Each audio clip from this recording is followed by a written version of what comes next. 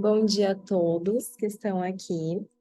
Daremos início ao nosso segundo dia do nosso quarto seminário de História do Romance, e a nossa mesa 3. Eu gostaria de agradecer, em primeiro lugar, ao professor Dr. Jefferson Cano, que é o coordenador do grupo História do Romance aqui do IEL da Unicamp, as colegas Júlia Mota e Thaís Soranzo, que fazem parte da organização do evento, e a equipe do audiovisual do IEL, que tem ajudado nas transmissões. Eu agradeço também ao público que está nos acompanhando pelo YouTube, e nós gostaríamos de incentivá-los a escrever os comentários e as perguntas no chat do YouTube enquanto as apresentações acontecem, porque assim nós conseguimos repassá-las aos apresentadores no momento da discussão, que vai ser ao final das apresentações. Então, meu nome é Larissa de Assunção e eu serei a mediadora da mesa. Nós vamos começar com a apresentação da Laila Thaís Correia e Silva. A Laila é graduada em Filosofia, em História e em Estudos Literários pela Universidade Estadual de Campinas. Ela é mestre em Filosofia, também pela Unicamp. É doutora em História Social pela Unicamp também e atualmente é pós-doutoranda em História na Universidade de São Paulo. Ela participa do grupo de pesquisa Mulheres de Letras, escritoras do século XIX e XX, que é interessada em mapear redes de produção, edição e circulação de obras literárias produzidas por mulheres. Então, Laila, pode iniciar. Bom dia, gostaria de agradecer a presença de todos e também gostaria de agradecer a organização do evento, que foi uma oportunidade muito bem-vinda para apresentar um pouco das minhas pesquisas dos últimos tempos sobre escrita de autoria feminina, né, escrita de mulheres no século XIX brasileiro.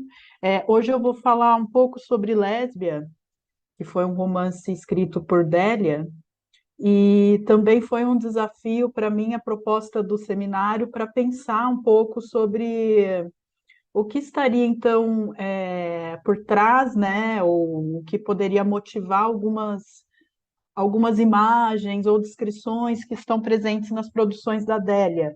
É, como a minha proposta primeira foi falar sobre o romance da lésbia, e como eu sei que, de modo geral, as pessoas não conhecem muito a produção literária de mulheres no Brasil, especialmente no século XIX, eu vou falar um pouquinho para vocês, resumidamente, sobre quem é Adélia, né, as suas principais produções, antes de começar a trabalhar um pouco o tema da minha proposta, que tem como título Escultura e Letras em Lésbia, de Délia. Então, a Délia, Maria Benedita Câmara Bormann, foi o pseudônimo adotado, né, para Maria Benedita Câmara Bormann escrever na imprensa brasileira, principalmente na imprensa carioca do final do século XIX. Ela nasceu em 1852, morreu em 1895 e teve produções literárias muito polêmicas, abordando principalmente a questão da sexualidade feminina, os conflitos que envolvem a questão da mulher no lar, da mulher no casamento, ou mesmo da mulher na sociedade de modo geral, e como que as mulheres que procuraram, de certo modo, transgredir os espaços reservados à mulher, como é aquele espaço privado do lar, né, da maternidade, elas, de certo modo, foram interrompidas de alguma forma, né? Então, ela começou publicando muitos contos e também folhetins na imprensa carioca.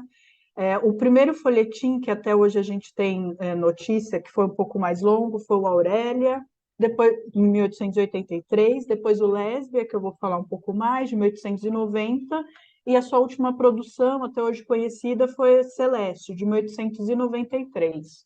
Esses romances, de modo geral, abordaram a violência contra a mulher, perpetrada muitas vezes pelo próprio marido, contra o corpo da mulher escravizada, como no caso de um folhetim chamado Angelina, que foi publicado em 1886, e até questões ligadas à homossexualidade feminina, né, que penso que é altamente sugerido em um dos seus contos, intitulado Madame Z, publicado na primeira página do jornal O País, em 1892.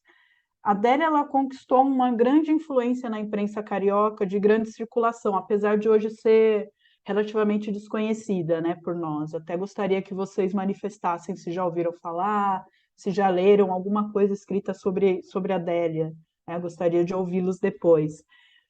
E, assim, a atuação dela também foi muito destacada na imprensa chamada feminista, que publicou muitos dos seus contos. A Adélia ela esteve numa articulação muito assim, proveitosa, profícua, com outras feministas brasileiras do finalzinho do século XIX, que tiveram também destaque à época, como a Josefina Álvares de Azevedo e a Inês Sabino. Dizem alguns biógrafos, né, seus contemporâneos, que a Adélia era dotada de grande beleza, inteligência, e ela era uma figura muito destacada ali nos salões cariocas, né, que se reuniam para discutir literatura, para tocar piano, para cantar. Então, diziam que ela era também uma grande cantora, mezzo-soprano, e também uma pianista que se destacou muito nesses salões. Outros também diziam que ela pintava. Isso, segundo a pesquisadora Norma Telles, que prefacia a obra que eu vou falar para vocês, né, o Lésbia. Então, para atender às nossas expectativas de discussão no seminário de hoje, pensando nessa questão das artes, né, das artes figurativas, talvez pela dedicação da Adélia às artes, de modo mais amplo, ela se interessou por descrições de esculturas nas suas produções escritas, né?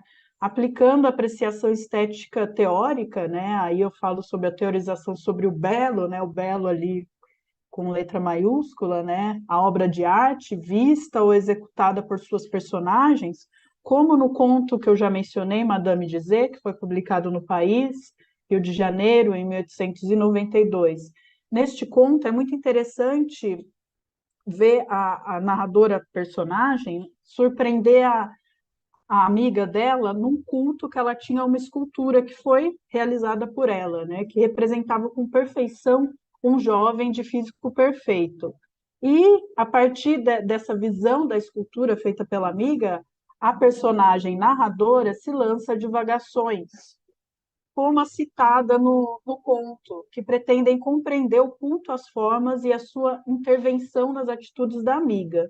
Então, ela cita um teórico do final do século XVIII, começo do século XIX, que tem uma obra chamada O Belo e Sua História. E ela cita uma longa passagem que eu gostaria até de citar para vocês, para a gente pensar no nível de erudição que a Adélia pretendia colocar, né, na voz das suas personagens femininas, né, é bom sublinhar isso, para mostrar que essas mulheres elas poderiam também atingir um nível de elaboração, de requinte teórico sobre vários assuntos. Então, essa personagem narradora, que não tem nome, né, no Madame de Z, cita essa obra, O Belo e Sua História, nos seguintes termos: a escultura é a arte de exprimir as manifestações da vida pelas formas puras. As formas são o espírito da matéria, como as ideias são as formas do espírito. É das formas que a matéria tira, antes de tudo, sua utilidade. São elas que lhe dão sua expressão, que constituem seu valor real. Chamamos forma a relação que as superfícies têm entre si. É alguma coisa de abstrato, uma concepção do espírito, e não uma simples propriedade da matéria limitada pelas superfícies. Ela nos impressiona vivamente e pode produzir nossas impressões. É pela forma que se traduz o dogma egípcio em seus colossos. É por ela que se exprime o pensamento cristão em suas figuras ideais. Sem ela, a religião não teria culto. Nas artes do desenho, as relações das superfícies e das linhas formam uma linguagem ora natural e ora simbólica, que é o ímã dos movimentos, dos sons e das palavras nas artes subjetivas.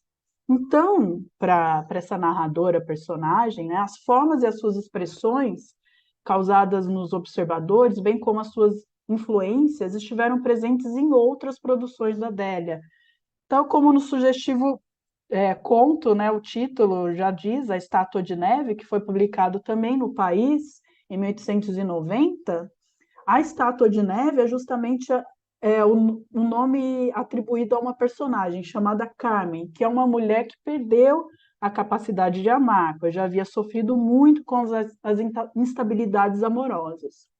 Agora, no romance Lésbia, publicado em seguida, né, em 1890 também, ou quiçá ao mesmo tempo, né? A gente não sabe exatamente quando foi publicado esse romance, já em volume, não foi um folhetim.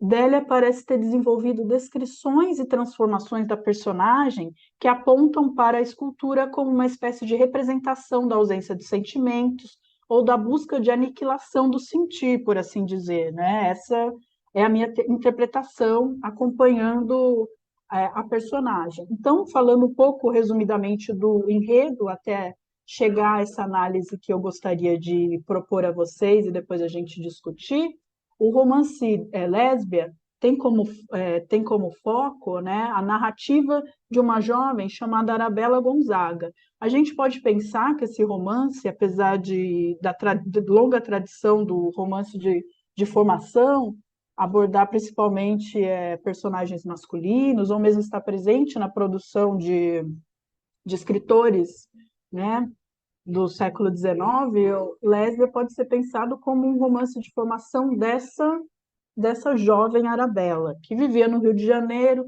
da segunda metade do século XIX, e após a separação do marido e outras desilusões amorosas, ela começa a se dedicar aos estudos e inicia uma carreira promissora como escritora.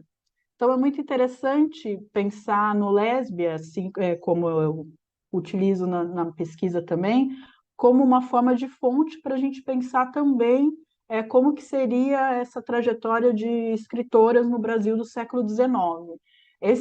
O caso da Lésbia é um caso ideal, porque ela consegue uma grande projeção, ela publica muitos romances, contos e poesia, adota, então, como nome de pena, né, como pseudônimo, o Lésbia, e consegue grande destaque não só enquanto uma escritora, mas também um grande destaque em termos de rentabilidade da produção dela, né? E isso a Adélia deixa muito explícito no romance.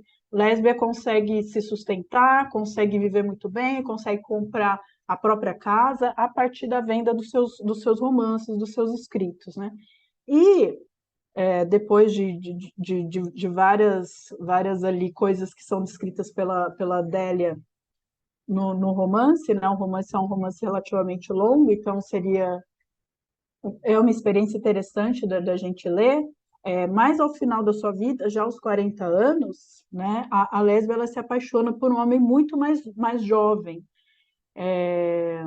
que inclusive era um admirador da escrita dela, né? E ela decide que a sua carreira, bem como a sua existência, não faria mais sentido naquele universo literário e na sociedade imperial hipócrita que tantos impedimentos apresentou a ela, né? E ao seu modo livre de viver, ou seja, quando a lésbia se depara com esse amor que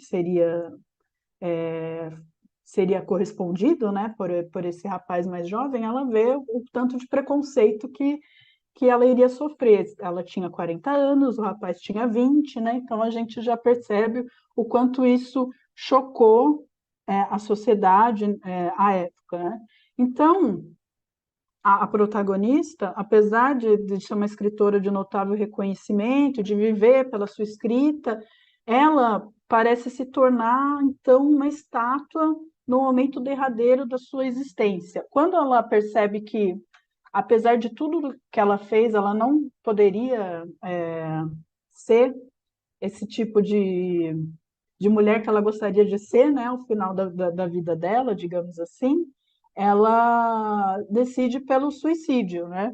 Então, nessa descrição do suicídio, que eu gostaria de citar para vocês e também pensar, porque nesse momento que ela então decide pelo suicídio, a narrativa da Délia descreve um cenário rico de detalhes e metáfora, composto pelo branco do mármore e contrastando com o vermelho do sangue.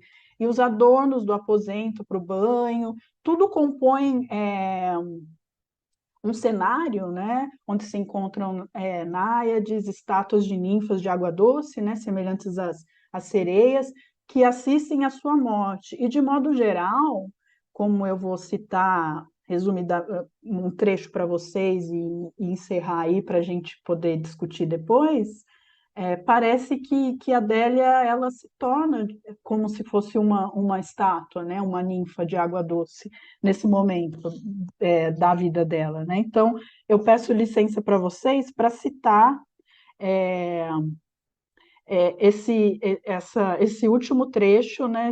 São as páginas finais do romance que descrevem esse cenário. Então, eu cito. Pálida, mas estoica, contemplou longamente a paisagem de que se descortinava ante ela e entrou no gabinete, mirando todos os recantos, dando um olhar àqueles objetos, todos amigos, companheiros dos dias tristes, como dos alegres, tateados nos momentos de triunfo, na impaciência da febre e na agitação do júbilo. Apoiando-se à secretária, tentou escolher o gênero de morte que menos lhe repugnasse. Rejeitou o punhal como brutalmente frio, o revólver por indiscreto, o veneno pela lentidão do efeito e incerteza do resultado, e afinal optou pela escolha de Sêneca. Munida de um bisturi, desceu ao quarto de banho, ladrilhado de mosaico, recebendo a luz de imensa clarabóia, onde já se esbatiam os raios solares. A um canto estava o banheiro de mármore, em forma de concha, tendo em frente um grupo de náiades, de ondulantes dorsos, em provocante postura, com o enigmático sorriso das estátuas.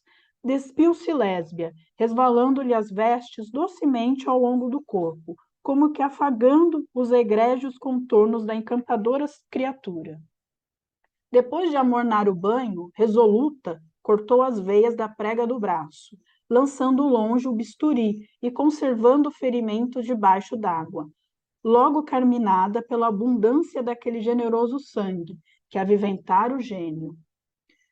Aljofrou-lhe a fronte frio suor. Sentindo ela indizível aflição, algumas náuseas e um começo de síncope, esforçando-se em vencer o alquebramento, esvaziou um pouco o banheiro, retemperou a água e apoiou fortemente a nuca na saliência do rebordo, cerrando as pálpebras e suportando intolerável ansiedade. Aí ela exclama, Catulo, Alberto, que foram os dois amores da vida dela. Mesmo morrendo, continuou o fecundo cérebro a laborar, divisando talvez esplêndido fantasma. Disse, fama e glória, insaciáveis messalinas, afaguem os outros como me afagaram a mim. E aí continua mais algumas descrições, assim, até a Adélia, de fato, a Lésbia, desculpa, de fato, morrer, né? E depois ser encontrada ali nesse cenário, né? Então, ao ser encontrada na banheira no dia seguinte, Lésbia parece ter se tornado também, né, uma ninfa. Então, ao encontrarem ela, cito também mais um trechinho, ofegante, precipitou-se o Catulo que a encontrou, né, um companheiro dela.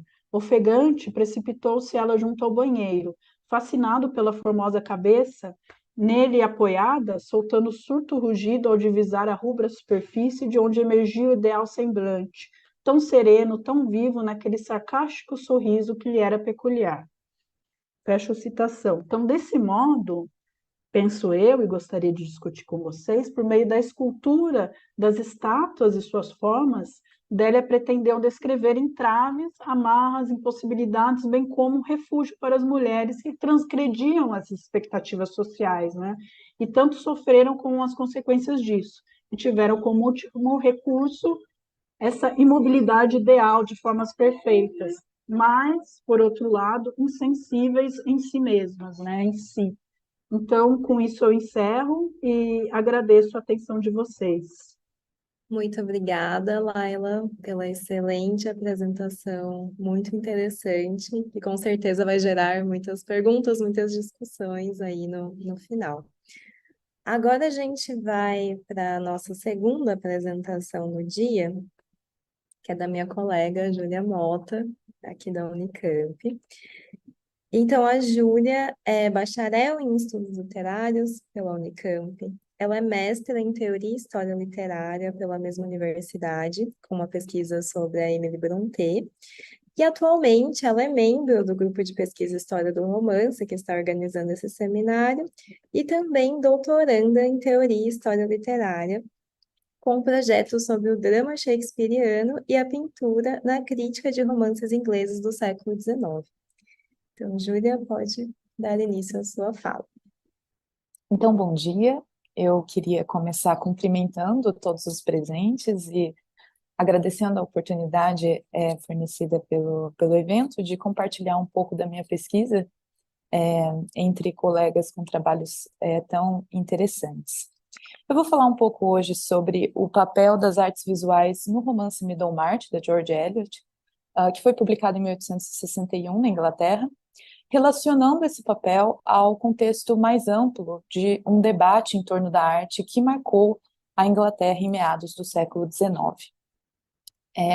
Dada a necessidade de um recorte, eu vou focar aqui na personagem da Dorothea Brooke, que é uma das protagonistas de Middlemarch. No romance, a Dorothea pertence a uma família aristocrática e é uma personagem marcada por um ardor passional e religioso e por um desejo sincero de fazer o bem e de contribuir de modo positivo para a coletividade. A relação dessa personagem com as artes visuais, especialmente com os quadros de gosto clássico admirados pelas pessoas do seu círculo social, é uma relação tensa. A Dorothea não compreende essa arte e apresentam-se várias ocasiões ao longo da narrativa para que ela se pronuncie a esse respeito. Então, por exemplo, enquanto ainda solteira, vivendo sob a tutela do seu tio, Mr. Brooke, a Dorothea não conseguia compreender nem admirar os quadros de inspiração renascentista, ao estilo de Correggio, que seu tio colecionava. Nós lemos nas palavras da narradora, e eu cito. Para a pobre Dorothea, aqueles severos nus clássicos e aquelas coreggiosidades renascentistas, com seus sorrisos afetados, eram dolorosamente inexplicáveis, encarando-a em meio às suas concepções puritanas. Ela nunca havia sido ensinada a encontrar nenhuma espécie de relevância para sua vida naqueles quadros. Em um outro momento, quando a Dorothea já está noiva do Mr. Casaubon e visita a propriedade do futuro marido, nessa ocasião em que ela conhece Will Lodslaw, ela se recusa a julgar um esboço do Will, dizendo que se sente incapaz de intuir a relação entre natureza e arte. E aqui a citação. Não sou o juiz destas coisas, disse Dorothea, não com frieza, mas com uma desaprovação veemente do apelo feito a ela. O senhor sabe, tio, nunca vi a beleza dessas pinturas que o senhor diz serem tão elogiadas. É uma linguagem que eu não entendo. Suponho que exista alguma relação entre as imagens e a natureza que sou muito ignorante para sentir, assim como o senhor compreende o que representa uma frase em grego que não significa nada para mim. Ainda um último exemplo, durante sua lua de mel em Roma, o exame dos afrescos e dos quadros que a Dorothea visita salvo poucas exceções, uma experiência frustrante. A despeito de um assombro inicial diante da sua solenidade, ela sente que, à medida que os observa, ou a vida se esvai deles, ou se tornam algo estranho, violento e feio. Nunca pude ver nenhuma beleza nas pinturas que meu tio dizia que todos os entendidos consideravam esplêndidas.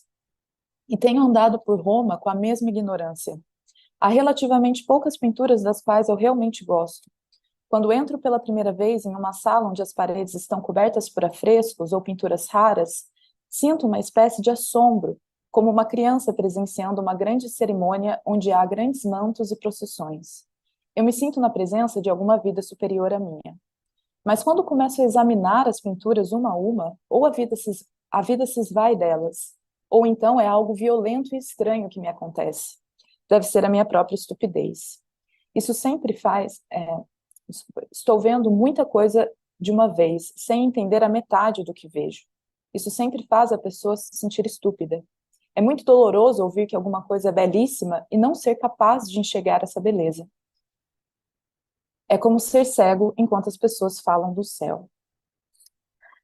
Embora a personagem sempre reconheça com humildade a sua ignorância da linguagem artística, como a gente pode ver nessas passagens que eu acabei de ler, a benevolência que caracteriza a Doroteia confere legitimidade ao seu incômodo. Sua viagem a Roma faz com que ela sinta que há muitas coisas mais urgentes e necessárias do que quadros. Ao observar aquela immense expense of art, aquele custo imenso da arte, alheio à vida real e cotidiana, ela pensa na esmagadora maioria das pessoas que são excluídas daquele tipo de fruição. É num diálogo com o Will que a Doroteia expressa essa ideia. Vou ter mais uma citação. O Will começa dizendo: temo que você seja uma herege a respeito da arte em geral. Como pode ser? Eu esperaria que você fosse muito sensível ao belo em todo lugar. E a Doroteia responde: suponho que eu seja ignorante a respeito de muitas coisas. Eu gostaria de tornar a vida bela, a vida de todas as pessoas. E depois, todo esse imenso gasto com arte, que parece de alguma forma estar à margem da vida e não a torná-la melhor, é doloroso. Meu prazer com qualquer coisa é arruinado quando sou levada a pensar que a maioria das pessoas não tem acesso a isso. Essa questão em torno da arte se relaciona ao conflito fundamental da trajetória da Doroteia no romance.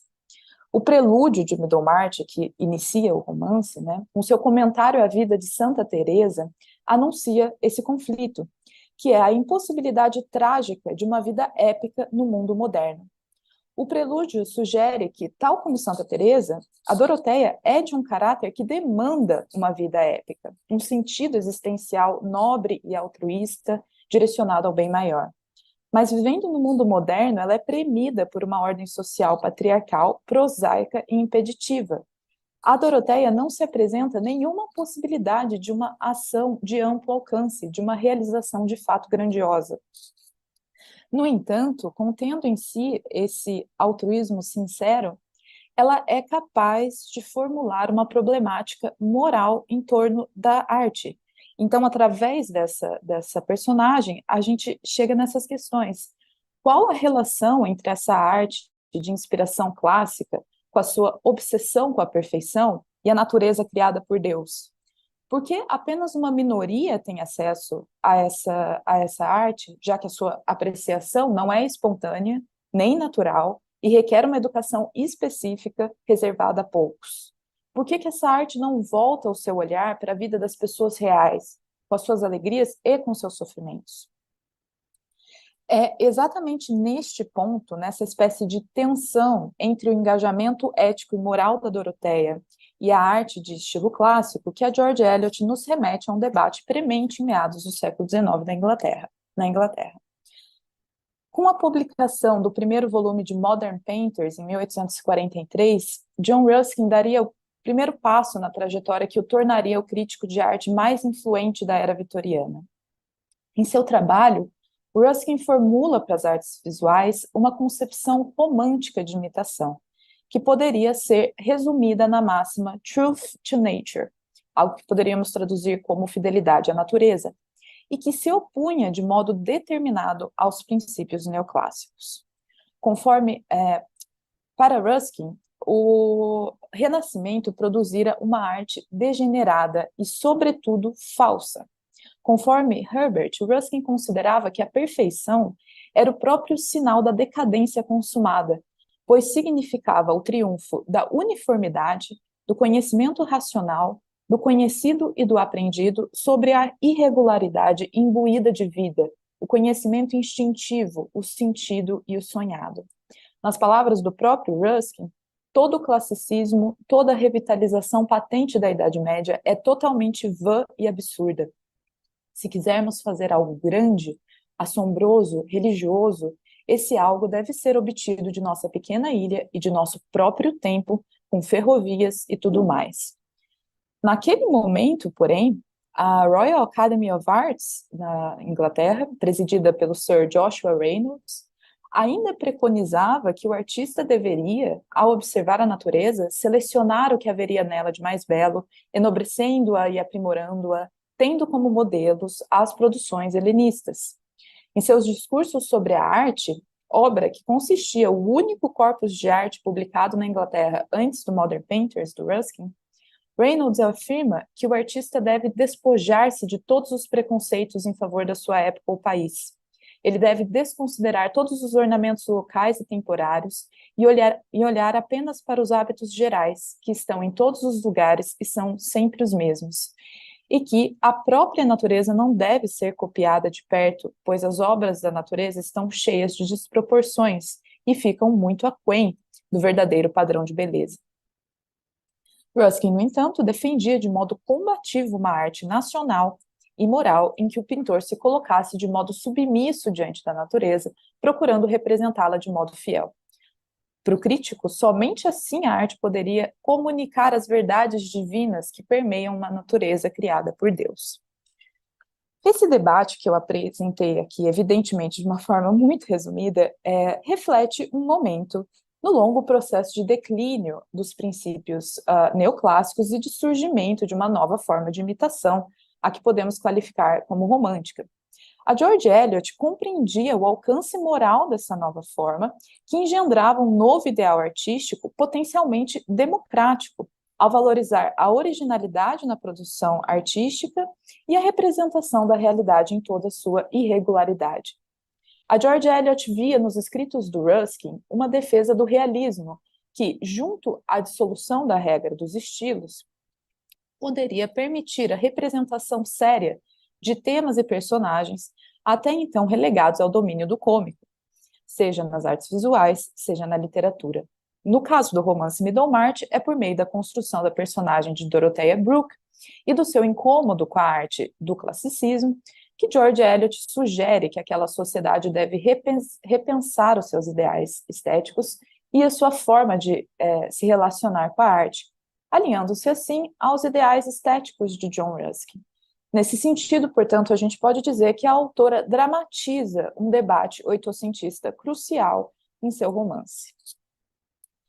Como já se disse, em Middlemarch, a Dorothea é, como mulher em uma sociedade patriarcal, constrangida por uma série de impedimentos à ação que ela gostaria de realizar. Apesar disso, ela procura mover aqueles que detêm no seu mundo a possibilidade concreta de agir. Assim, quando seu tio pretende ingressar no parlamento, por exemplo, ela o exorta a considerar como uma prioridade a reforma dos chalés dos camponeses que trabalham nas suas terras, retomando na sua argumentação a questão da arte. Pense em Kitty Downes, tio, que mora com sua esposa e 7 filhos em uma casa com uma sala de estar e um quarto pouco maior do que esta mesa. E aqueles pobres Dagleys, em sua casa arruinada, vivendo na cozinha dos fundos e deixando os outros cômodos para os ratos. Esta é uma das razões pelas quais eu não gostava dos quadros aqui, querido tio, sobre os quais o senhor me acha estúpida. Eu costumava voltar da aldeia com toda aquela sujeira e aquela feiura grosseira como uma dor dentro de mim. E as pinturas sorridentes na sala pareciam-me uma tentativa perversa de encontrar prazer no que é falso, enquanto não nos importamos com o quão dura é a verdade para os vizinhos fora de nossos muros. Penso que não temos o direito de apresentarmos-nos e exigir mudanças mais amplas para o bem, até que tenhamos tentado remediar os males que estão sob as nossas próprias mãos. De outro lado, é interessante observar ainda que o segundo marido da Dorothea, depois que o primeiro marido morre, ela se casa de novo, que é o Will Lodslaw, ele acaba deixando de ser artista e se torna um homem público. E com o amparo da Dorothea, ele atua nas Reform Bills de 1832 em favor daquelas famílias cuja situação precária se configurava como uma espécie de impedimento ético e moral para que a Dorothea pudesse apreciar qualquer tipo de classicismo nas artes. Assim, e já me encaminhando aqui para o final das minhas considerações, eu gostaria de pontuar ainda como, na conjuntura que eu expus até aqui, a gente pode observar um atravessamento entre concepções acerca do fazer romanesco e artístico. O movimento que a Doroteia deseja ver na arte é empreendido com muita autoconsciência pela George Eliot. A autora não somente dramatiza em seu grande romance esse debate em torno da arte que marcara a Inglaterra naquele período, como também no conjunto da sua obra, sistematicamente procura aliar uma representação realista de diversas camadas da sociedade ao tratamento sério de todas essas camadas. Sejam personagens aristocráticas, como é o caso da Doroteia, sejam personagens de estratos sociais baixos, como é o caso de Adam Bede, o seu primeiro romance publicado, cujo protagonista é um carpinteiro. É isso, pessoal. Obrigada. Muito obrigada, Júlia, por fazer essa segunda excelente apresentação aí do dia de hoje.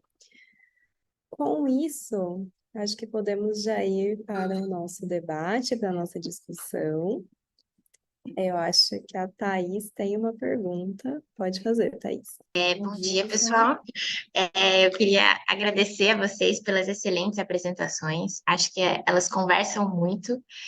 E eu tinha inicialmente pensado numa questão para a Laila, e depois de ouvir a Júlia falando, eu acho que no fim ela vai ser uma mesma questão para as duas, assim, porque são temas que se conversam. Laila, você tinha perguntado inicialmente se a gente já tinha ouvido falar sobre a Adélia, né? Eu já tinha lido alguma coisa a respeito dela. Essa, na verdade, foi a segunda vez com que eu me deparei com a Adélia, com a sua apresentação. A primeira vez tinha sido num evento recentemente que teve aqui na Unicamp, na Faculdade de Educação. É preciso falar sobre as ausentes, a colaboração feminina no jornal O País. E a Adélia foi uma das autoras abordadas no evento, né? E aí, eu fiquei pensando, quando você trouxe à tona o aspecto da erudição da Adélia, né? E de como essa erudição, de alguma maneira, aparece em várias personagens femininas, né? Tratados sobre arte e tudo mais. Só que, ao mesmo tempo, eu não li o romance, né? O Lésbia, eu tô aí, tá na lista, quero ler, muito. Ainda mais depois da sua apresentação, fiquei com mais vontade ainda de ler. E você fala que a personagem consegue a sua emancipação, digamos assim, apesar do desfecho, né? Mas em certo momento ela consegue uma libertação com a venda dos romances. Ou seja, por meio da questão comercial, né? Do dinheiro.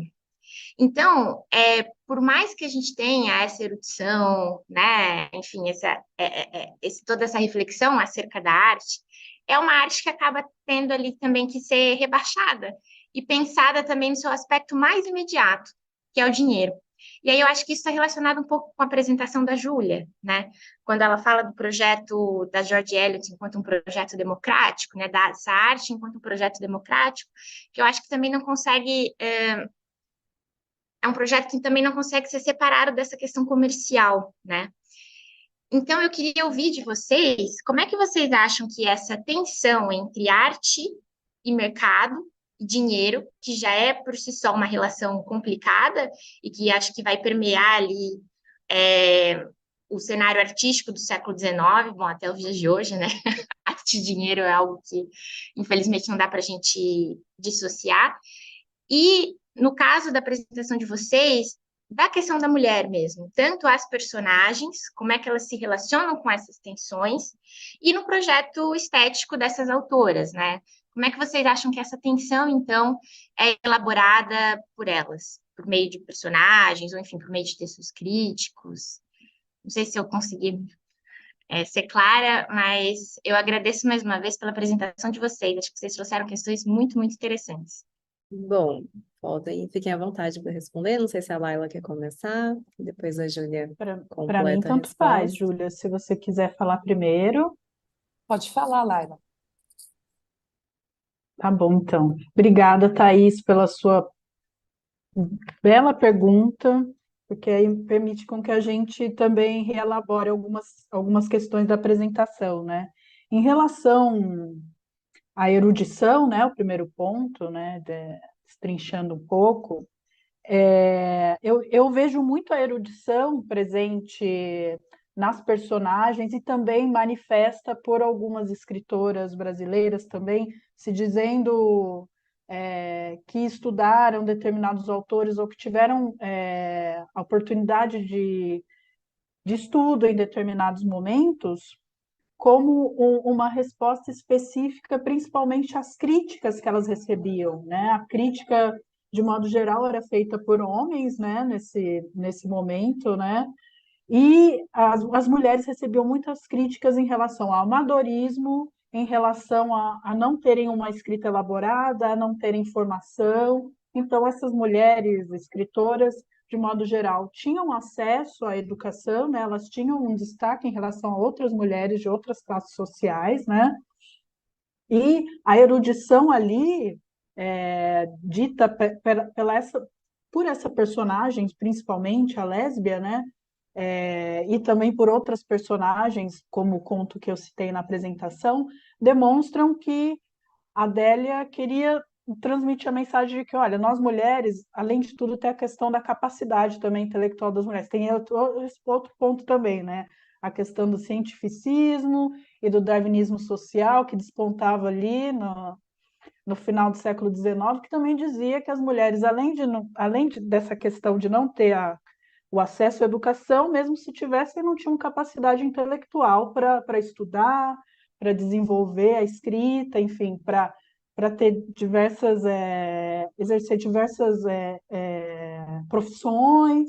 Então, eu acho que dentro do romance e dentro do projeto da Adélia e de outras escritoras brasileiras também, demonstrar que as mulheres tinham um arcabouço intelectual e poderiam transmitir esse arcabouço intelectual tinha muito a ver com uma resposta, né? Muitas dessas escritoras e até artistas plásticas também brasileiras, né? Elas eram encaradas como amadoras, como uma escrita de menor qualidade, e quando, porventura, algum crítico identificava alguma qualidade literária, né, dentro daqueles padrões que eles determinavam, eles definiam como uma escrita máscula.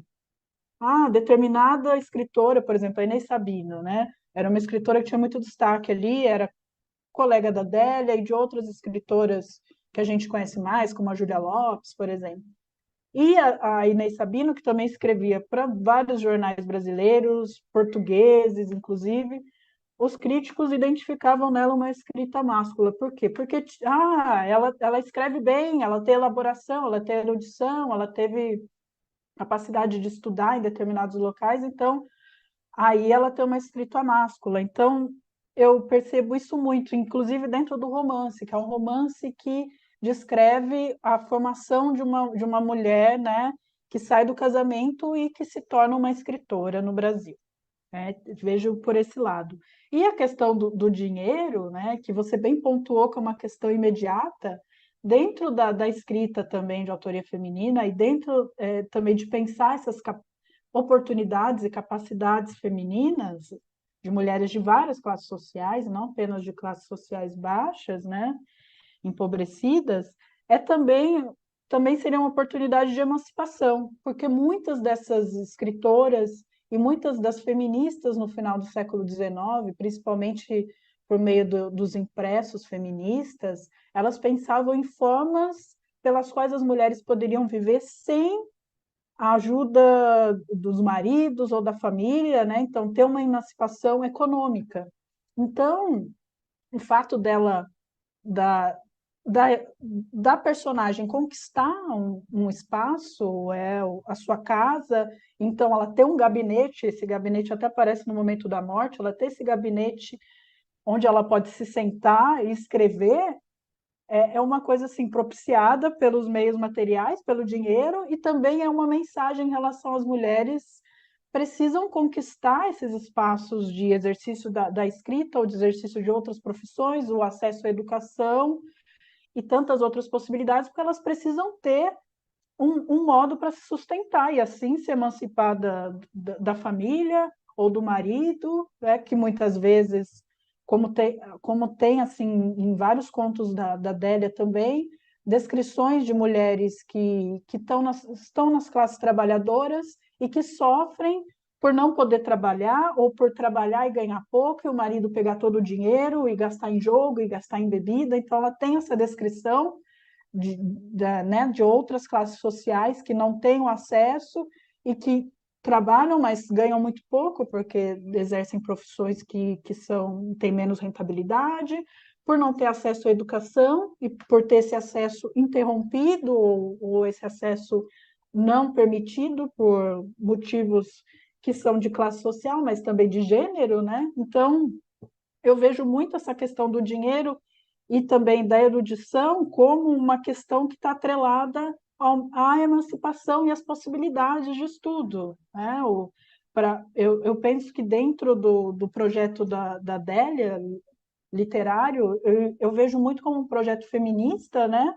De pensar em possibilidades de emancipação das mulheres e também de mulheres escravizadas e ex-escravizadas, de terem acesso à educação como uma forma não apenas de contemplar esse belo, né? O belo como bem disse a Júlia, o belo destacado da vivência, mas o belo e a erudição como formas de exercício intelectual e, a partir desse exercício intelectual, capacidades de exercício de outras habilidades que estão atreladas à emancipação dessas mulheres, à obtenção de meios de subsistência, né? Então, eu enxergo muito desse modo, assim, e lésbia, nesse sentido, é como se fosse um manifesto, né, dessas mulheres, que, olha, mesmo se uma mulher, ou duas, ou cinco mulheres conseguirem essa proeza de publicar, e como várias produziam, não era só uma, eram milhares, e se elas conseguirem alguma notoriedade, ainda assim, se a gente não mudar a forma como a sociedade é estruturada, essas mulheres serão interrompidas em algum momento, ou elas serão silenciadas, ou elas serão esquecidas, né? Então, eu enxergo muito isso nessa questão da erudição barra o ganho do dinheiro, né? O ganho da subsistência. Não sei se respondi, mas vejo muito nesse sentido. É interessante tudo isso que a Laila trouxe, no caso da George Eliot, que na verdade, né, George Eliot é um pseudônimo, o nome dela era Mary Ann Evans, e ela era uma mulher muito erudita, excepcionalmente erudita naquele momento, né, ah, que trabalhava com esse, não só com a escrita de romances, ela já era ela já, eu acho que ela já tinha perto dos 40 anos quando ela publica o seu primeiro romance, quando ela publica Adam Bede, mas até então ela tinha se estabelecido como uma figura relevante nos círculos ali em Londres. Ela trabalhava como revisora na Westminster Review, então publicava avaliações, né, de livros. Ela era tradutora do alemão, ela tinha ela tinha uma relação intelectual bastante intensa com a tradição alemã de filosofia. Então,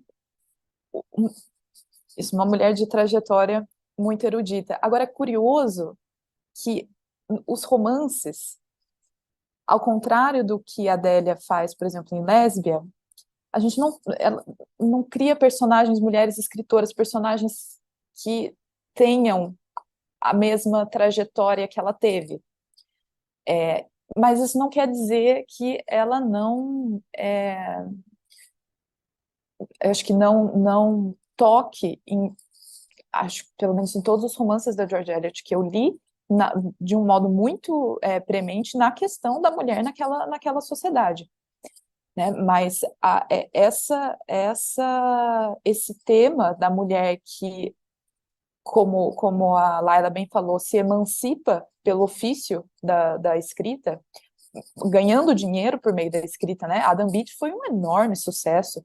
Middlemarch, já no século XIX, foi considerado um dos grandes romances, né? Então, ela vivia disso. Ela já tinha se emancipado, já tinha rompido com o pai dela desde muito cedo. Ela viveu um casamento ela vivia junto com George Henry Lewis, que já era casado. Então, ela teve uma vida pessoal escandalosa, sofreu muito por isso, né? Ela foi excluída da sociedade, ela não podia frequentar essas famílias respeitáveis pelo casamento pela união com George Lewis sem o casamento, né? Então eu acho que isso é uma questão assim muito premente para George Eliot, embora ela não tematize diretamente essa questão da mulher ganhar dinheiro por meio da escrita nos romances.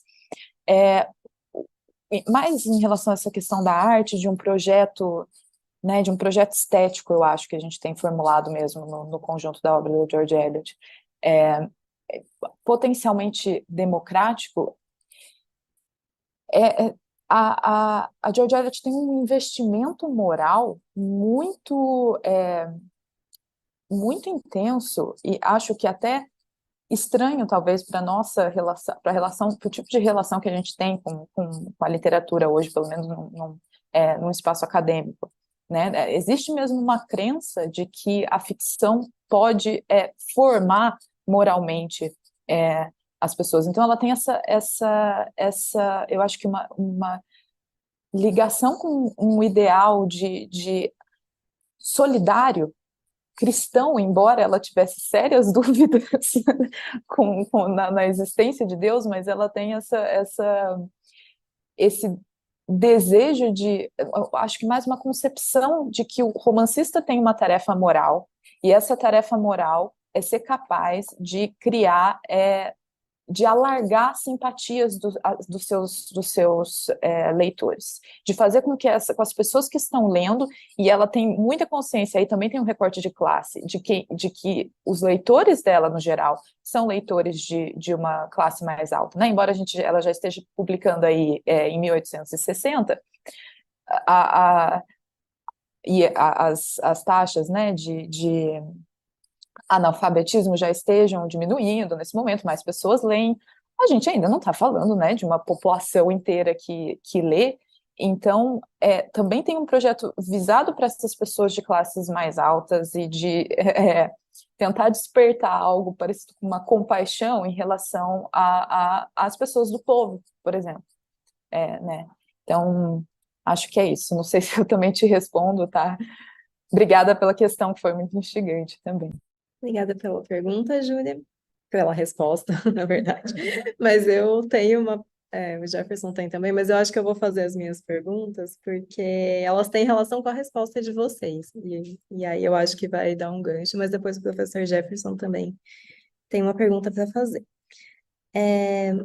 Laila, gostei muito da pergunta da Thaís e da sua resposta, né, sobre essa questão de uma arte, entre aspas, rebaixada, né, uma arte que a mulher precisa fazer, entrar em contato para ganhar dinheiro, para sobreviver, para conseguir sua liberdade, e uma arte mais elevada, que, né, uma arte clássica, assim, digamos, né, de inspiração clássica, que eu acho que está muito presente também na narrativa pelos trechos que você citou.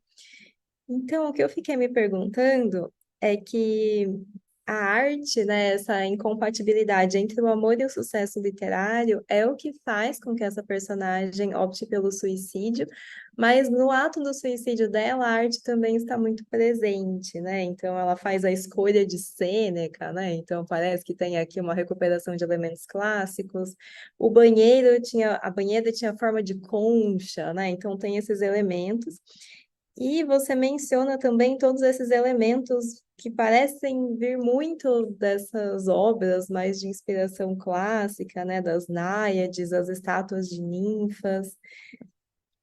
E eu queria saber se você conseguiu traçar alguma relação entre as obras de arte existentes no conto e talvez obras que circulavam na época, assim, então quais quadros teriam inspirado essas descrições ou quais outros autores teriam inspirado essas descrições, porque ela parece fazer referências a elementos, né, clássicos, a pinturas, talvez. Então, essa é a minha pergunta.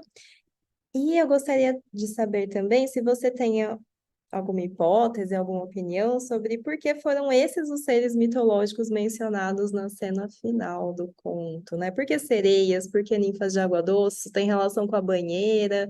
Tem relação com né, o lago com essa representação de quadros clássicos, então eu fiquei interessada para saber mais sobre essa relação entre arte e literatura que aparece ali no finalzinho da narrativa.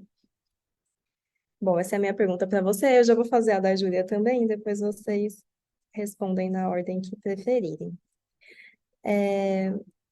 Júlia, eu gostei muito de toda a sua apresentação e de toda a explicação que você deu também. Eu queria fazer uma pergunta relacionada a essa questão da mulher reprimida por essa sociedade patriarcal. Eu acho que isso é uma questão que está, sim, com certeza presente no romance. E se você acha que aparece uma certa crítica a isso, até nas descrições da personagem Doroteia, principalmente no início do romance, quando ela faz questão de se colocar em um lugar de inferioridade, quando ela não entende essa arte ou quando ela não conhece as línguas clássicas. Então, por mais que ela fale explicitamente que ela não entende, né? Ela está preocupada lá muito mais com as cabanas dos camponeses do que com a arte, mas nos diálogos ela sempre se coloca em um lugar de inferioridade. Então, ela vai falar: Nossa, eu queria saber latim, eu queria saber grego para poder ajudar mais o meu marido, eu queria entender a arte, eu não entendo ainda, mas eu quero entender, eu vou estudar, eu vou me educar. Então, se você acha que isso é uma espécie de crítica que a Eliot tenta fazer dentro do romance, né? Então, fazer essa personagem ser assim, tão exageradamente inferior, né? Se colocando em um lugar inferior como uma maneira de crítica. Outro fato que eu me lembrei enquanto eu estava lendo o seu resumo ontem, eu dei uma relida no romance também, é de que logo antes da cena que você cita, em Roma, quando eles estão no Museu do Vaticano, né? Ela está em lua de mel, está ali no Museu do Vaticano, não consegue entender os quadros e afrescos e fica muito frustrada. Mas ela tem esse reencontro com Ladislau ali, né? E com um amigo dele, que eu acho que é alemão, Neumann, não sei. E quando eles veem a Doroteia de surpresa no Museu do Vaticano, eles a veem como se ela fosse uma figura, como se ela fosse uma pintura, né? Então, o termo que eles usam é medieval looking figure, né? Então, como se ela fosse essa figura enigmática e medieval que está ali, como se ela mesma fosse uma pintura. Então, ela mesma é aquilo que ela não entende, né? E depois ela vai ser até pintada e retratada numa pintura como a Santa Clara, né? Que é uma santa medieval também, de origem nobre, que foge de casa para entrar no convento. Então, como você acha que isso aqui está sendo mobilizado na narrativa para discutir essa questão da posição da mulher e da arte, né? Então, ela é o que ela não entende. Também queria ouvir seus comentários sobre isso. Bom, fiquem à vontade, Laila, se quiser começar respondendo, depois a Júlia. Então, Larissa, muito obrigada pela boa pergunta. Então, em questão da circulação das obras, de obras que poderiam ter inspirado a Adélia na escrita, eu não pesquisei. Mas a questão da pintura e dessa arte, principalmente da arte clássica italiana, é muito presente na obra, e principalmente essa questão de Itália e Roma é muito presente na produção da Adélia de modo geral. Eu não sei porque ela admirava muito a cultura italiana e tudo mais.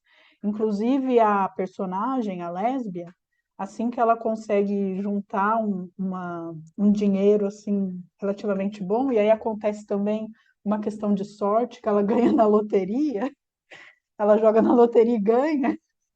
Aí ela faz uma viagem para a Europa, ela fica 10 anos na Europa. E o lugar que ela mais ficou e mais gostou foi a Itália, principalmente Roma. E aí a, a Adélia, né, descreve como que a lésbia se encantou por toda a paisagem, a arquitetura, né, da cidade e tudo mais. Então, eu penso que essa questão de toda essa ambientação está muito dentro da obra também, né? Inclusive em outros livros da Adélia, como Aurélia, né, tem muita inspiração da questão de Roma, Itália. muito também da questão da República, né? Que é uma personagem que fala muito sobre a questão da organização política, né? Daquela Roma antiga. Então, eu acho que é uma coisa muito de. Tem uma questão pessoal, né, da Délia, que a gente percebe muito em vários escritos dela, mas eu não vou saber te dizer se teve alguma relação direta com alguma produção mesmo que a Délia tenha visto ou que seus contemporâneos tenham visto, né? Porque a Adélia mesmo, enquanto escritora, enquanto mulher dali do seu tempo, ela nasceu no sul do país, o que hoje a gente considera Santa Catarina, foi para o Rio de Janeiro, morou numa casinha ali no Rio de Janeiro e ali morreu aos 43 anos. Então, ela nunca saiu, nunca viajou, né? Então, isso é muito de uma inspiração do que ela leu, que são citados muitos. Se você for ver as referências de Lésbia, é uma infinidade de referências de autores clássicos, Horácio, Sêneca,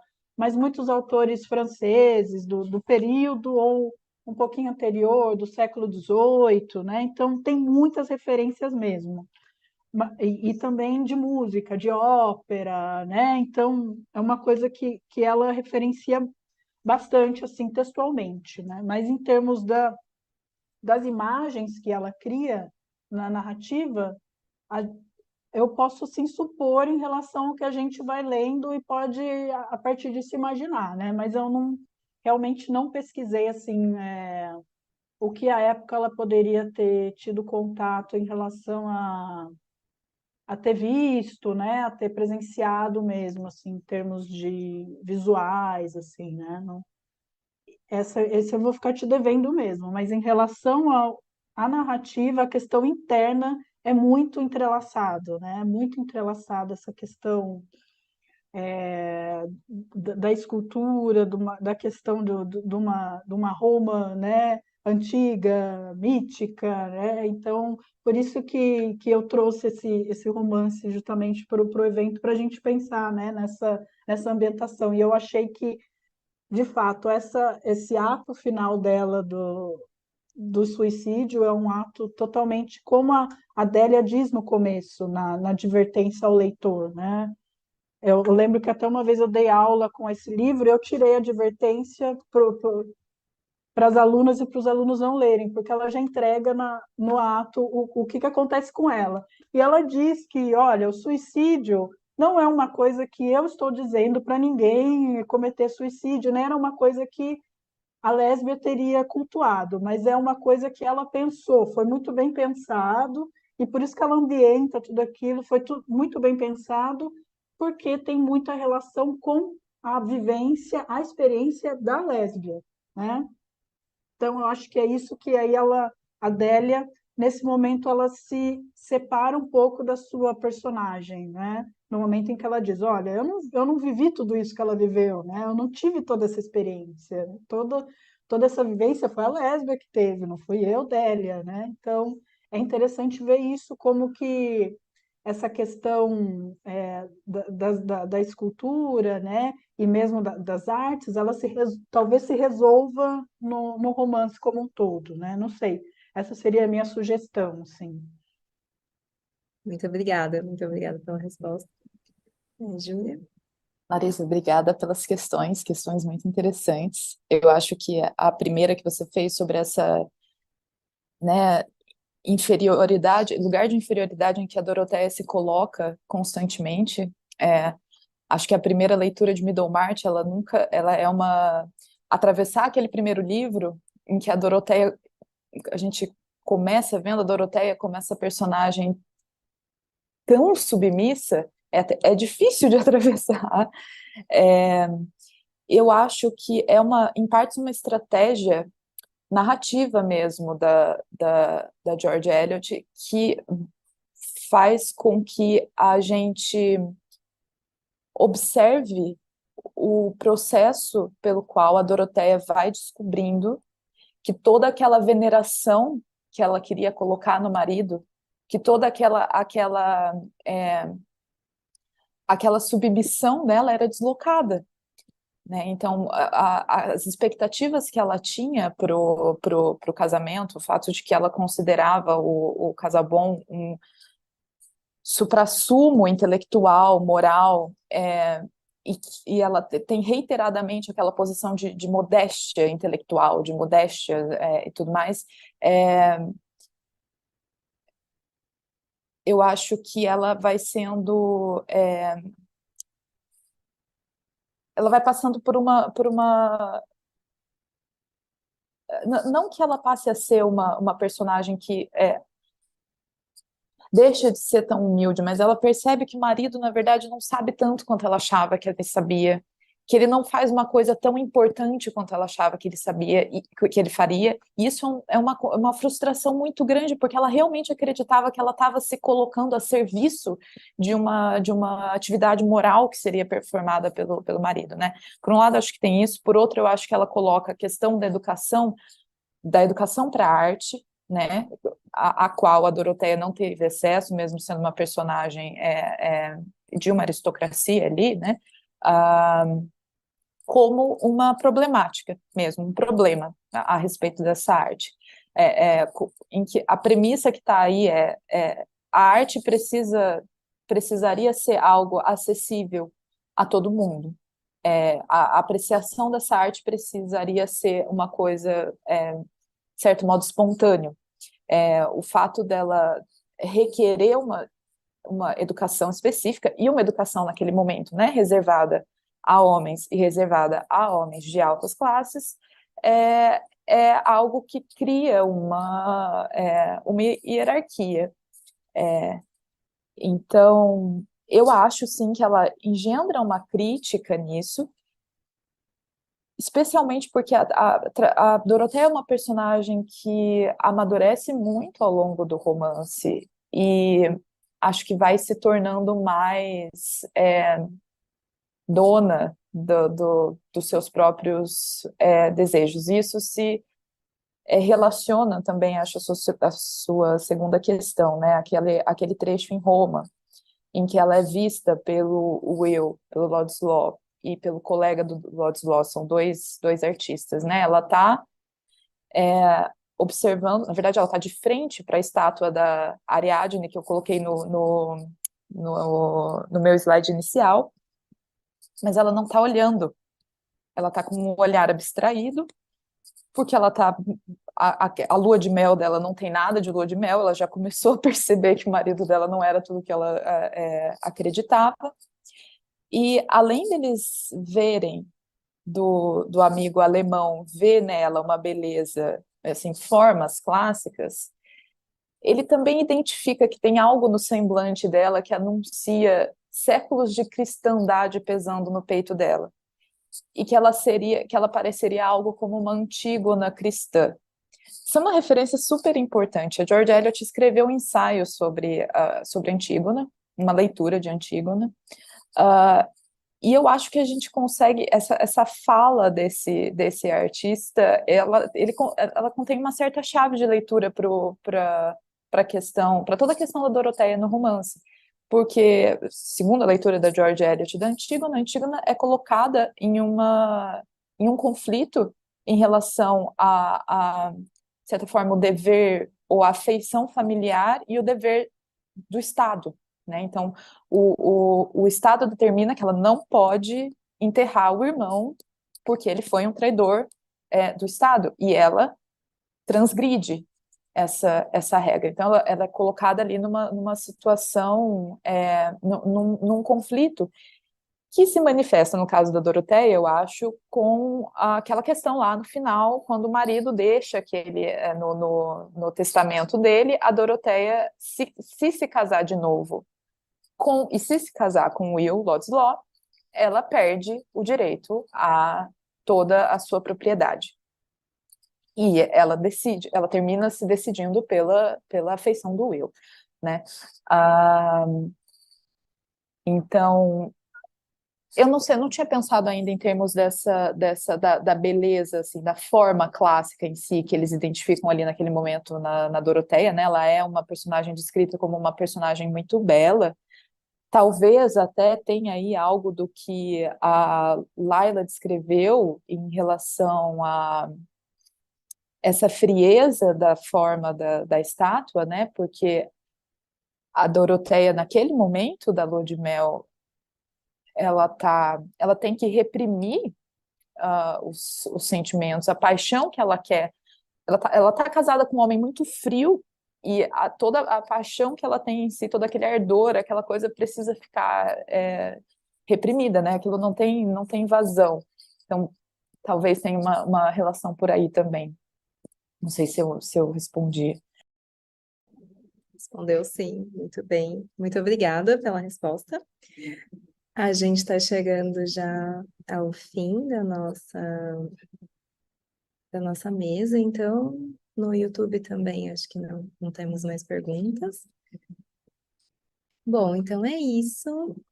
Quem tiver perguntas também pode entrar em contato conosco por e-mail, quem desejar o e-mail ou o contato das apresentadoras, então estamos à disposição aí para continuar essa discussão que foi tão interessante.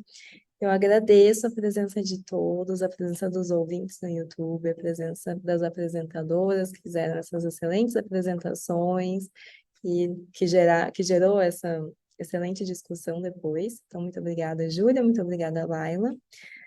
O nosso evento continua ao longo do dia de hoje, então às 11 horas, né, daqui a pouquinho, a gente vai ter a mesa 4, em outro link do Zoom que vocês receberam por e-mail ontem. E à tarde teremos a nossa conferência de encerramento, feita pelo professor Dr. Mário Frungilo, às 2h30 da tarde, que será transmitida pelo YouTube também no link que todos os inscritos já receberam. Então é isso, agradeço mais uma vez e até logo. Muito obrigada. Tchau, tchau. Obrigada, tchau.